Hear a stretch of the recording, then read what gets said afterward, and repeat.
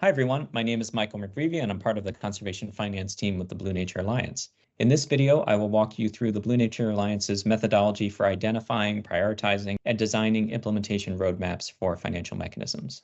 The Blue Nature Alliance has worked with leading financial experts to develop this three-step process. We partner with marine managers to apply the process to identify financial mechanisms that are suitable for their context and to develop financial roadmaps for their MPAs. This process is intended for marine managers to use, ideally with some guidance and support from a facilitator with some expertise in conservation finance. In the first step, we want to collect enabling conditions data about the country and the MPA context to assess whether each financial mechanism might be suitable or feasible in a given context. The second step is to look at the mechanisms and rank and prioritize them according to certain criteria. Generally, what we want to look at is how feasible is this mechanism in a given context, and how much revenue potential does it have. We'll show you later how to do that on a graph to visualize what might be the most appealing mechanisms to pursue. Finally, we develop roadmaps with concrete steps for how to further explore and move these mechanisms forward. This process can be scaled depending on the time and resources you have to dedicate to it. It's possible to use some of these tools to do a desktop level exercise that might give you some initial ideas about conservation finance mechanisms to pursue further. It's also possible to hire a consultant or partner with an organization with familiarity in conservation finance to conduct a more robust and thorough assessment that could include stakeholder workshops and other steps. To begin to identify financing mechanisms that could be appropriate for your site, you can start by collecting data on enabling factors through quantitative and qualitative questions for each mechanism. For example, in order to understand if you have the right enabling conditions in place to establish a blue carbon offsets program, you could ask, does the MPA protect a significant amount of mangrove, marsh, or seagrass area? Are there ongoing carbon offset restoration projects or feasibility assessments? Are there project developers or local communities with an interest in carbon offset or restoration activities?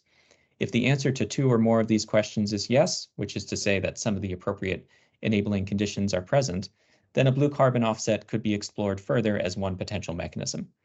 Here's another example of questions you may want to ask to understand the enabling conditions for a levy on sustainable use at your site. We will use these questions to identify enabling factors and gather data on potential financing mechanisms for your MPA to use in the next step. You may not be able to find all the data or information that you are looking for, but the more that you are able to collect, the better informed your decisions will be. Also, do not forget to include your own experience and knowledge as a key resource as you input the data.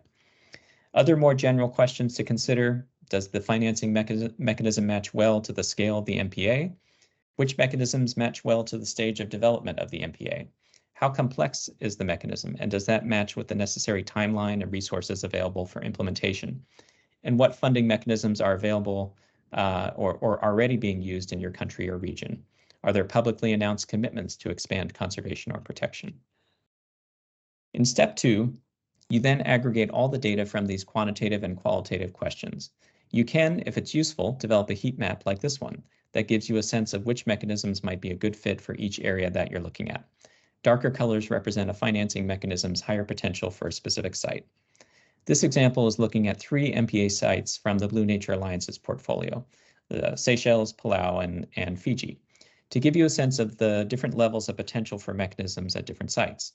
It's interesting to see the similarities and differences between mechanisms' potential between these 3 island nations. Using this data, we can make an initial assessment of the financial mechanisms that would be best suited for a given site. On this diagram, we are mapping out the mechanisms that seem most feasible, which means that they have the enabling conditions in place, as well as those that would seem to generate the most revenue, which means they would have a big impact for the amount of work we would invest in creating them. The top right corner is where we want to be, a mechanism that has a lot of potential to generate revenue and seems to be very feasible. The bottom left corner are mechanisms that we probably want to avoid, those that seem too difficult to implement or that don't have the enabling conditions in place and that wouldn't end up generating a lot of revenue anyway. And there will be a number of others that will fall elsewhere that need to be considered on a case-by-case basis. But this is really a conversation starter and not intended to be the end of the conversation, as no algorithm is going to generate a perfect set of conservation finance recommendations for a given site. So we would want to vet and validate these recommendations with the partners and other local stakeholders and experts to confirm which options seem most appropriate to the local context. In some cases, that might mean moving the location of these dots around or based on some X factor that we didn't consider in our initial assessment of enabling conditions. The way that we usually do a prioritization exercise is with a group of local experts and managers so we can all think through it together, perhaps putting stickies on a whiteboard or something of that nature to come to some conclusions about which mechanisms are the best fit based on feasibility and potential revenue. Once you prioritize those mechanisms and decide which ones you want to focus on, the next step is to develop some simple roadmaps that identify 4 or 5 concrete action steps that you can then take to move this idea forward. Once we've worked with our site partners to identify and prioritize the financing mechanisms with the highest potential, we seek to build out and co-create high-level roadmaps, which are meant to be a concrete set of actions that we can take to pursue a particular financing mechanism or opportunity. There would obviously be a lot more than what is shown in this slide, but this gives you a sense of the next steps that we could start to lay out. Some key activities that might be pursued over the next 6 months to a year to start advancing on a given mechanism. It's worthwhile to identify who you might need to partner with in order to advance these steps.